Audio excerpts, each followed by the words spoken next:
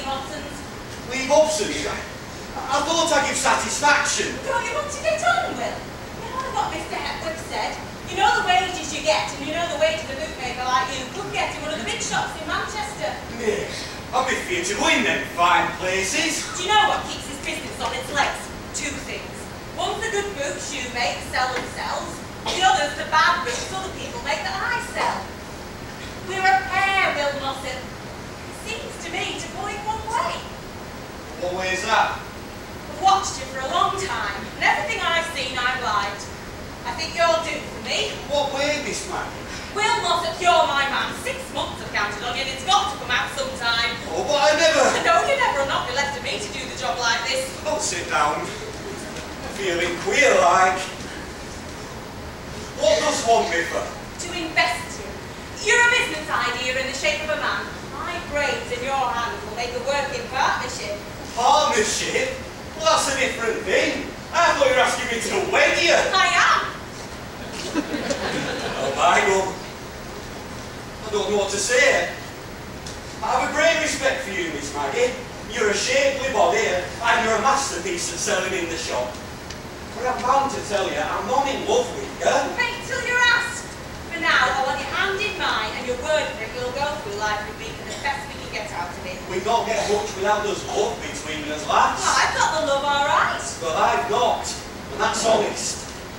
What did your father say? He'll say a lot, and he can say it. It'll make no difference to me. I can see I'm disturbing your arrangements, like, but I'll be obliged if you'll put this notion from you. When I make arrangements, my lad, they're not made for upsetting. What makes it so desperate to awkward, like, is it? I'm talking to Ada Figgins. The Sandy girl that brings you dinner. She's golden haired, is Ada. You marry Ada, you'll be an 18-shilling-a-week bootmaker all the days of your life. I'm not ambitious that I know of. No, but you're going to be. I'll see to that. I'll transfer to this address. And what I'll do that's generous is this. I'll take you into partnership and give you your half share on the condition you're a sleeping partner and you don't try interference on with me. A partner? You here? William Mossop, late Hobson, is the name of the shop I'll have. Wait a bit, Will. I don't agree to that. So you parked up at last. I began to think you've both gone and lost your senses together. It had better not be late, Hobson. I want to see if I'm taking this in right. I'm to be given half share of my own business under condition I take no part in running it. Is that what you said? That's it. Well, I've heard of impudence before. Oh, that's settled, Father. Quite settled. It's only the name we're arguing about. I won't have late Hobson, Will. I'm not dead yet, my lad, and I'll show you I'm not. I think Hobson and Mossop is best. The best I'll do is this. Mossop and Hobson. No. Mossop and Hobson, or it's Oldfield Road for us, Maggie. Very well. Mossop and Hobson. But I made some alterations in this shop and all. Look at that chair. How can you expect high-class customers to come and sit on a chair like that? Why, we'd only sell it, but they sit on Britain for the trying on. Britain is pampering for. Folks like to be pampered. Pampering pays. Cretan for a cellar, and Morocco for this shop. There'll be a carpet on this floor too. Carpet? Morocco? Young man, do you think the shop's in St Anne's Square, Manchester? Not yet, but it's going to be. What does he mean? It's no further from Chapel Street to St Anne's Square than it is from Oldfield Road to Chapel Street. I made one jump in here, and if I wait a bit, I'll do the other two. Maggie, I reckon your father could do with a bit of fresh air after this. Take him round to Bexley Square. Albert could draw up a deed of partnership. I'll go and get my hat.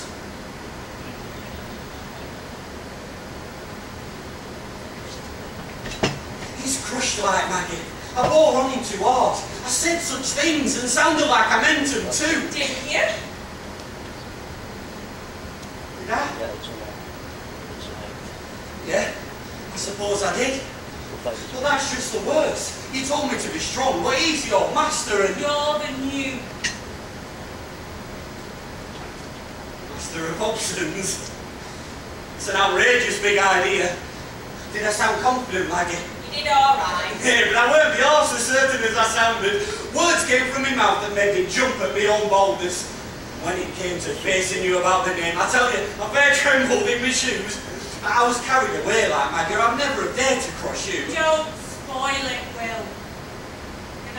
I've made you. And I'm proud. That reminds me, I have a job to see to. What are you doing? You leave my wedding ring alone. You've worn a brass one long enough. I'll wear that ring forever, Will. I was forgetting your proper one, Maggie. I'm not preventing you. I'll wear your gold one for show, but that brass one stays where you put it, Will. And if we get too rich and proud, we'll just sit down together quiet and take a long look at it. So as we'll not forget the truth about ourselves. Hey, lad.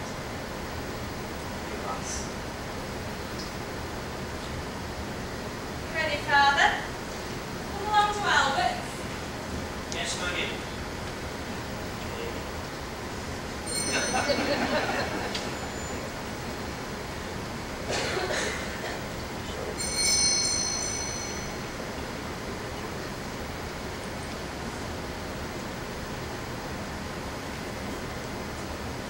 Well, by God.